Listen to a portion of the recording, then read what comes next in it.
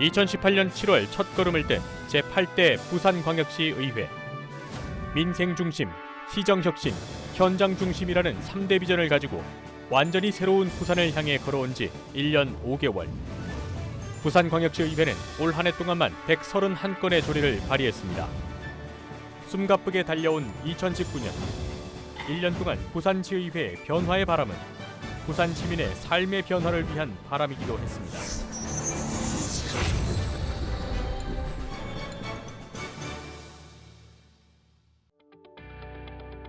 제8대 부산광역시의회는 3대 활동 방향을 정하고 2019년을 시작했습니다. 민생이 모든 시정의 중심이 되는 민생중심, 부산시정 혁신의 고삐를 당기는 부산시정 혁신, 현장에서 성과를 만들어내는 현장중심. 2019년 3대 활동 방향은 시민들의 삶 속에서 성과를 만들어내자는 부산광역시의회의 다짐이자 약속이었습니다.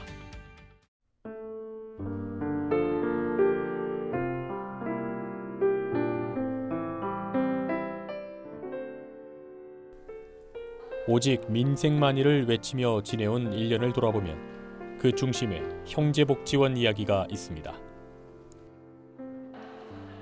부산 형제복지원 사건은 군부 독재 시절 삼청교육대와 함께 대표적인 인권 유린 사건으로 알려져 있습니다. 제가 있을 때만 하더라도 거의 4천여 명에서 4,500여 명 가까이였던 걸로 알고 있으니까 그 수많은 사람들이 잡혀왔으면 개인으로 따지면 한 명인데 그 사람들의 가족들을 또 따져보면은 수많은 가정이 풍비박살 났다는 거예요. 부산 형제복지원은 전국에서 가장 큰 불황아 수용시설이었습니다.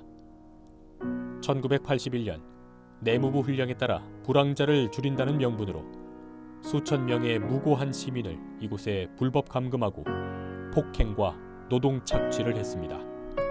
12년간 무려 513명의 사망자가 발생하기도 했습니다.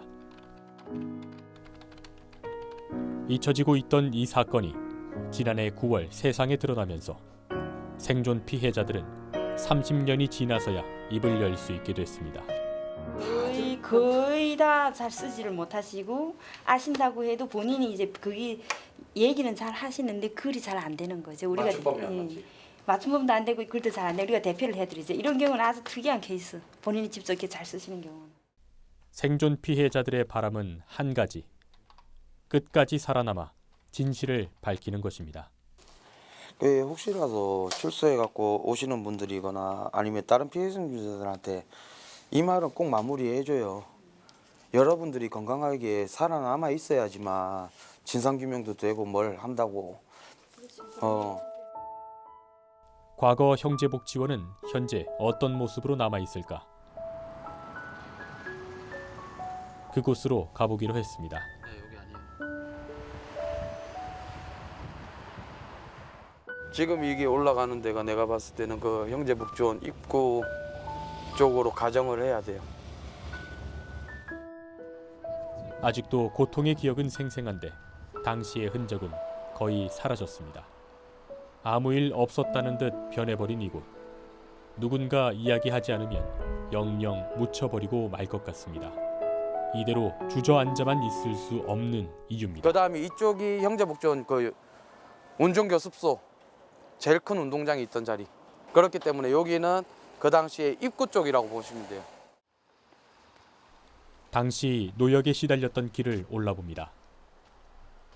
어린 시절 부모와 떨어져 무엇이 진실인지 모르고 살았던 세월이었습니다. 부산광역시의회에 의해 이 사건이 세상에 드러나게 되면서 오랜 시간 이들이 흘려온 눈물을 조금이나마 닦아줄 수 있게 됐습니다.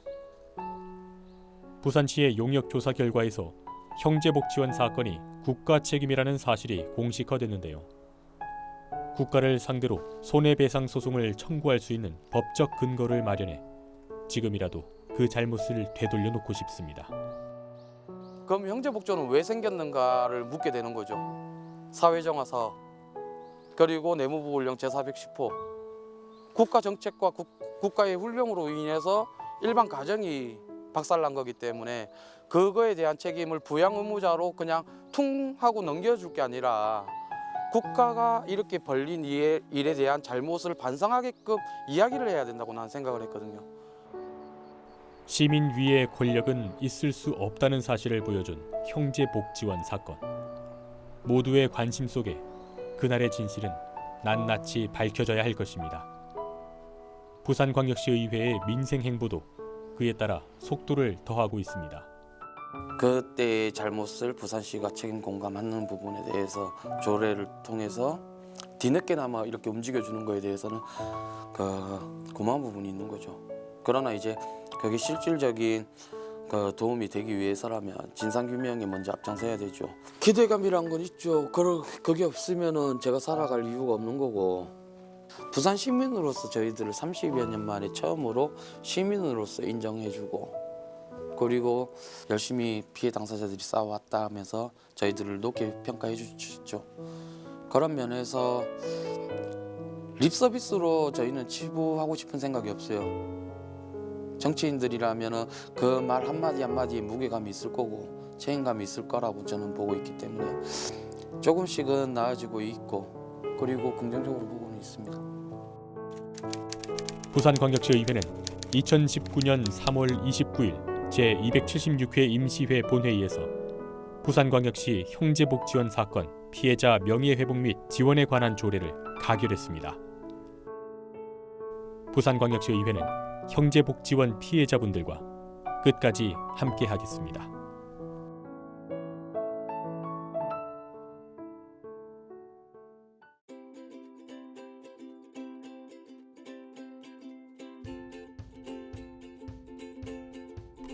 민생 행보와 함께 부산광역시의회는 지난 1년간 혁신하는 의회로 변모했습니다. 지방공기업 임원들의 과도한 연봉을 제한하는 이른바 살찐 고양이법을 전국 최초로 도입했고, 출자 출연기관 대표이사의 인사검증을 제도화했는데요. 기본과 원칙으로 지켜낸 혁신의 바람은 어떤 모습일까요? 영성 매니저님, 저희 그 IBTM 출장 가는 거 저희 기업 인센티브 쪽은 혁신의 바람은 가까이 있었습니다. 인사검증을 통해 선출된 기관장이 부임하고 조직 분위기부터 바뀌었는데요. 매니저라는 직책이 생긴 것도 그중 하나입니다.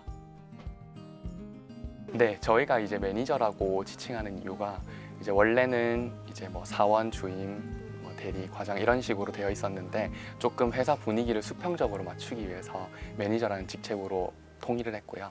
이제 차장선 이상의 이제 선임분들은 이제 선임이라는 선임 매니저라는 이름으로 이제 들어갑니다. 그동안 공공기관 인사에서 행해졌던 보은 인사, 낙하산 인사 관행을 끊고 부산광역시의회가 사상 처음으로 인사검증을 실시하면서 기관장에 대한 신뢰도 그만큼 높아졌습니다. 실은 이제 인사청문회란 게 실은 뭐 중앙 정부나 기관에서 많이 하는 부분이라서 TV에서만 보던 부분들이잖아요. 듣기로는 이제 부산이 지자체 중에 최초로 이제 했다고 들었는데 그런 부분에서 이제 부산이 그런 부분을 좀 앞서고 있구나. 청렴도를 본다든지 혹은 이 기관장이 그만큼의 자격이 있는지를 판단하는 거지 않습니까? 그래서 그런 부분에서 우리 기관장이 어떤지 한번 평가를 받고 오는 거니까 좀 더 신뢰가 가고 좋은 것 같습니다. 작은 불공정이나 조그마한 부조리라도 이제 통하지 않겠구나라는 조직 내 인식 변화에 무엇보다 크게 기여를 했는데요. 혁신이라는 시스템을 이렇게 자리를 잡아가고 있습니다. 평소에 뭐 중앙정부의 이런 인사청문회를 보면서 업무 전문성이나 가치관을 저희가 이렇게 미리 알고 검증할 수 있는 자리가 있지 않았습니까? 그래서 그런 제도가 좀 꼭 필요하다고 생각했는데 그게 이제 또 부산에 그리고 저희 기관의 대표 선출에 이용된다는 점이 굉장히 반가웠고, 또 이제 부산시도 그런 공공기관의 기관장을 선출할 때 굉장히 책임감 있게 하고 있고, 그리고 부산관광공사도 브랜드를 점점 높여나갈 수 있다는 생각이 들어서 굉장히 자긍심이 들었습니다. 당시 산하 기관장들의 심경은 어땠을까요? 공개적 인사검증이라는 사상 초유의 상황에 적잖이 당황스러웠을 텐데요. 갑자기 이제 시의회에서 인사 검증을 거쳐야 된다 해서 하게 됐잖아요. 굉장히 좋았던 경험인 것 같아요. 그래서 여러 가지로 저의 지난 과거도 돌아보고 혹시 내가 뭐 잘못했던 거 실수했던 게 없나 이렇게 뭐 되새겨보고 반성도 하게 되고 이런 것들이 다 문제가 될 수 있겠구나 뭐랄까 선별하는 또 경험을 시간을 가졌던 것 같아요. 그래서 그런 거는 이제 의미가 있었고요. 부산광역시의회는 부산시와 공공기관장 인사검증회 도입 업무 협약을 체결하고 능력과 자질을 두루 갖춘 인재를 영입하기 위한 근거를 마련했습니다. 부산광역시의회 역사상 처음으로 인사검증 특별위원회를 꾸려 부산시 산하 공기업 수장에 대해 시민들의 눈높이에 서서 날카로운 검증을 벌였는데요.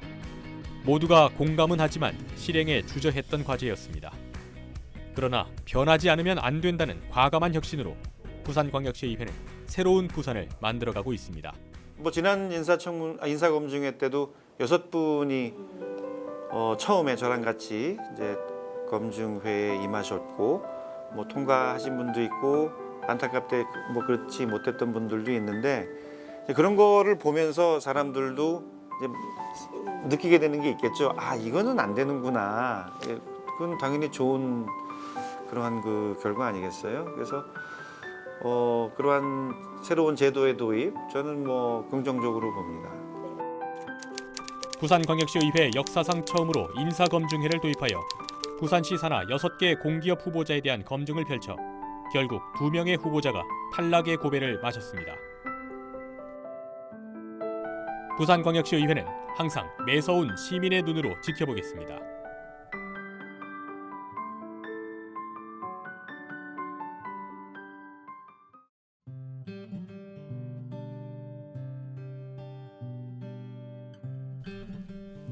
제8대 부산광역시의회의 성과 중 또 하나는 학교 현장의 변화였습니다.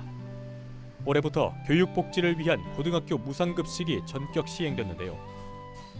고등학교 무상급식이 시행된 지 1년, 급식비가 부담되는 학생들도 재원이 부족한 학교에서도 충분히 맛있는 밥을 먹을 수 있게 됐습니다.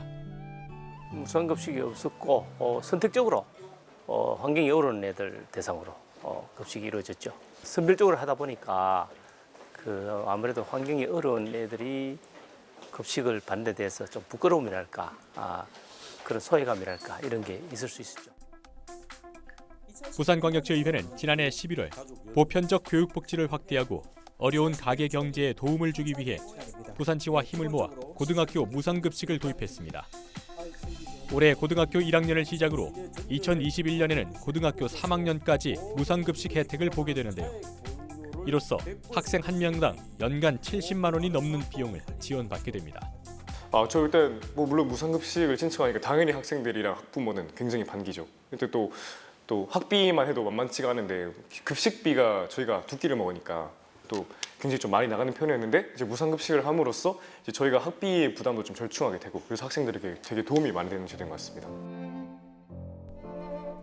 부산광역시의회는 무상급식이 단순히 무료로 식사를 제공하는 차원이 아니라 저출산 고령화 대책의 하나로 생각하고 있습니다. 우리 사회의 가장 큰 가치인 우리 아이들을 부산광역시의회가, 부산시가, 또 교육청이 부모와 함께 키우겠다는 책임성을 강조한 것입니다. 드러나지 않고 모르게 급식비가 체납되는 학생들은 참 상담하기도 힘들고 그다음에 그 문제에 대해서 직접 물어보기가 상당히 괴로웠거든요. 학생 입장에서도 아마 말하기가 곤혹스러웠을 것이고 근데 이제 그런 문제들이 해소가 되고 그런 측면에서는 담임 입장에서 굉장히 좋고 바람직한 것 같고요. 고등학교 무상급식에 대해 실질적 교육 수요자인 학부모들도 환영하기는 마찬가지입니다. 급식비 부담을 크게 덜 수 있는 것은 물론 급식이 교육의 하나로 자리 잡는 것 같아 든든합니다. 아이들 사실 아침에 일어나서 근근히 학교 가잖아요. 이런 시간에. 그러면 굶고 가는 애들 많거든요.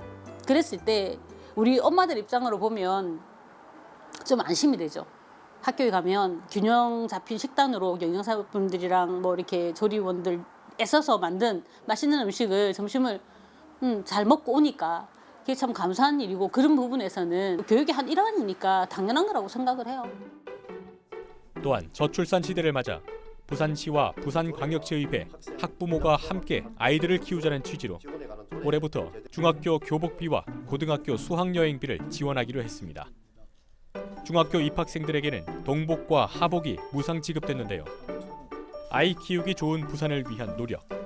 교육복지는 예산 문제가 아니고 의지의 문제였습니다. 시의회가 하는 역할은 굉장히 중요하거든요. 일단은 저희에게 직접적으로 영향을 미치는 급식비 절감이라던가 아니면 수학여행 절감이라던가 이런 비용 절감 같은 걸 시의회에서 실행하기 때문에 시의회가 학생들에 직접적으로 미치는 영향이 매우 크기 때문에 저는 학생들이 시의회 하는 일에 대해서 관심을 조금 가져야 한다고 보고요.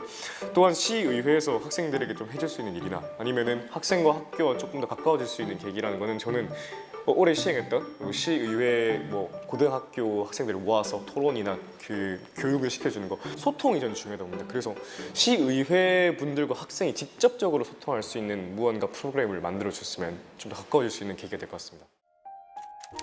부산광역시의회는 부산시와 부산시 교육청과 함께 고등학교 무상급식 시행에 전격 합의하고 2021년부터 전 학년에 실시할 예정입니다. 부산광역시의회는 보편적 교육복지 실현을 반드시 이뤄내겠습니다.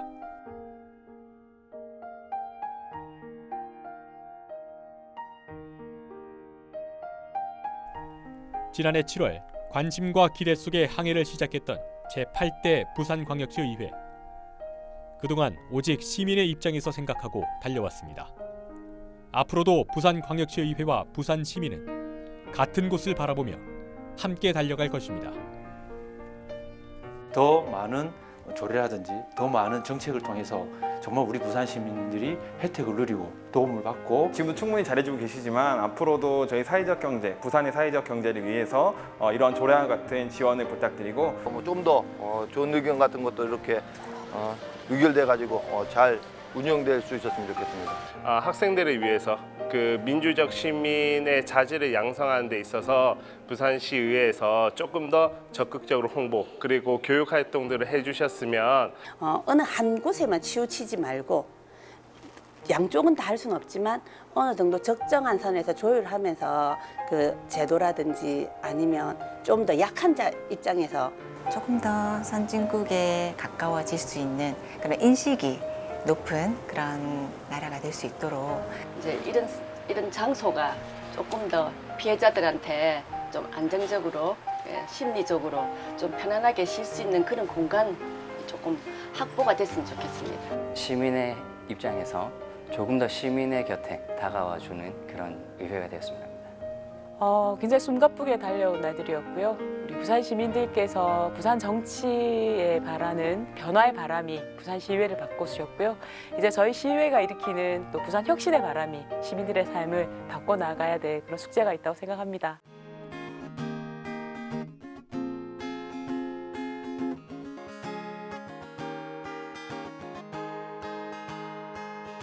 바람이 불어오는 곳 그곳으로 가네 그대의 머릿결 같은 나무 아래로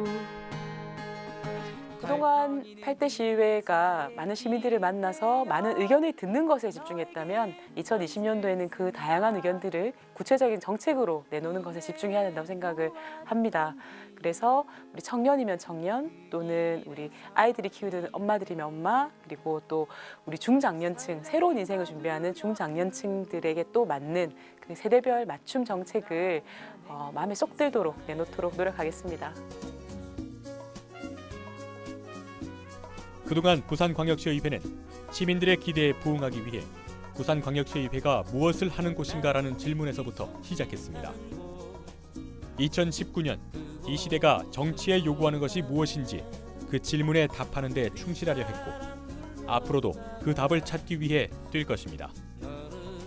그 답에 충실하는 동안 부산광역시의회와 함께하는 부산 시민들의 삶에도 따뜻한 바람이 불어올 것입니다.